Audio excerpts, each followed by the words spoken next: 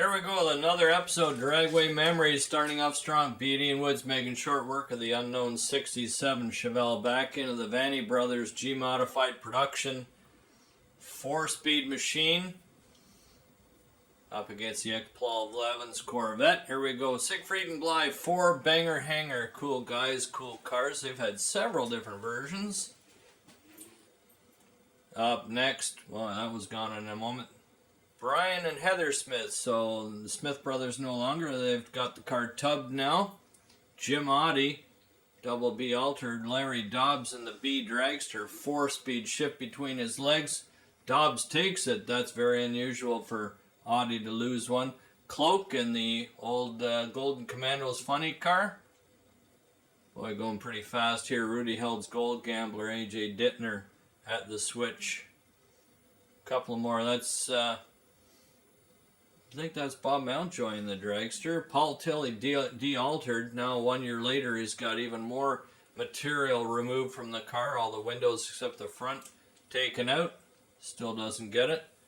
And we've got our Hilliger B Econo dragster. Norm Noddle up now with his Hemi-powered C-altered 4-speed performance improvement sponsored machine. Our friend Norm Noddle, look at the finish sponsorship there. Got a bunch of people to write in saying they like finish, and it helped him immensely in his C altered. This car has been around. Dennis Warner had it for a long time, brought it in from Ohio. Performance Improvements, long-time sponsor Norm, well deservedly so. This car later with Gary Bryceland, and Gary Bryceland finished it off. It no longer exists. All the parts went into his duster. And here's Norm and Stuart Coxhead getting back into racing with the Econo dragster, which was a very inexpensive way to go drag racing. Of course, us drag racers ruin all the rules and allow all the trick, expensive stuff on there. So they actually won the national event Super Comp with this dragster at center. There's Norm doing one of the good things he does is talk very nicely about drag racing, and real nice guy doing what he does best there. There's the Cam 2 and Performance Improvement sponsored Super Comp dragster. I believe this car he won at San Air, but Norm knows more about that than we do. He's in the Canadian Drag Racing Hall of Fame, deservedly so. And look at this black Cam 2 machine, tightly squeezed into the roll cage. Nice guy, well deserving of all the awards coming his way. Norm Noddle, friend of ours. Finish was a detergent company he managed to get a good sponsorship from.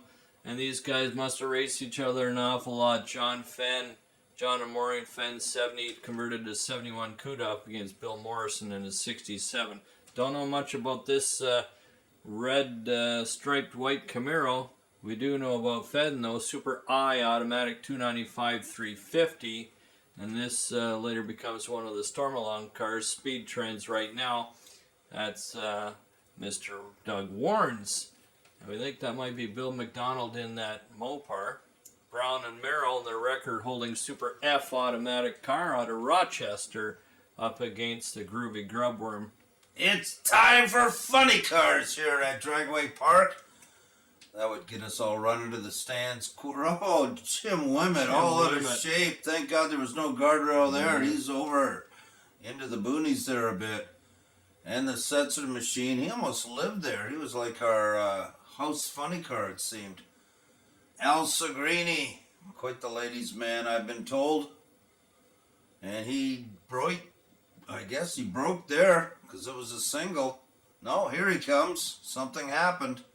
They ran them both as singles for some reason.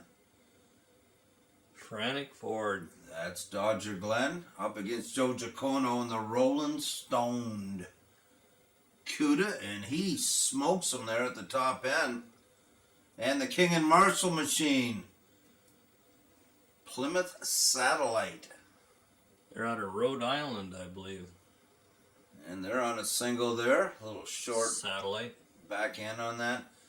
And the Chuck Wagon, Chuck Pool. This truck at one time had dual Hemi engines in it. Yeah, when it was a Dodge body on it. Yeah.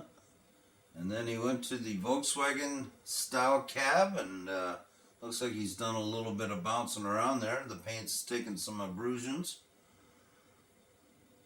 There's the titanium blocks making all kinds of sparks. Yeah, Grinding now we on got the stones. Tommy Maris. Yeah. His first wheel standard was his stock Chevelle, all steel Chevelle. Called the Moonshot.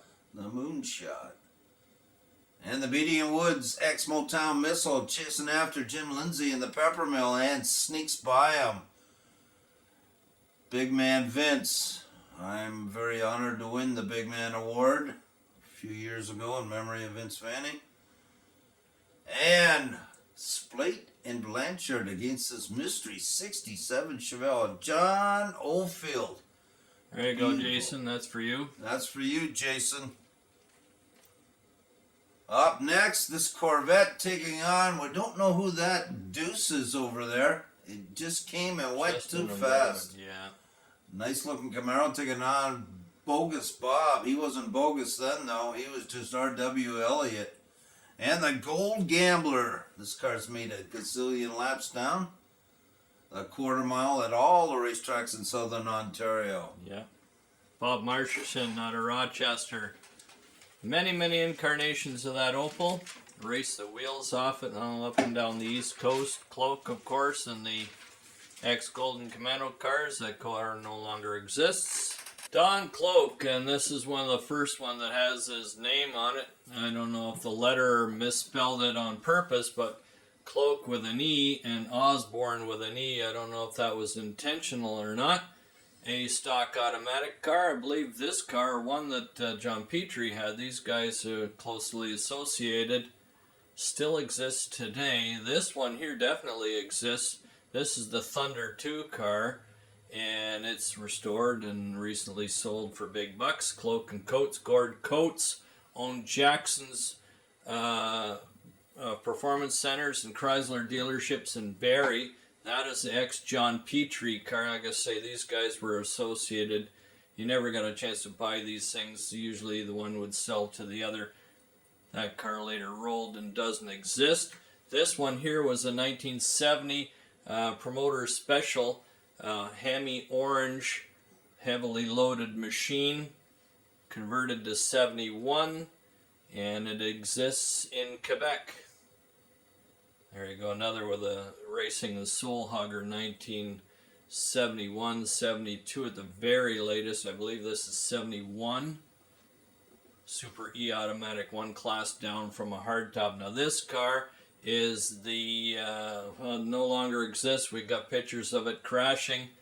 The old Golden Commandos car was at the border for a long time, about 8 years, stuck in some kind of quarantine due to tax evasion or lack of tax payment or something. Cloak finally got it out and raced it for a while as a beat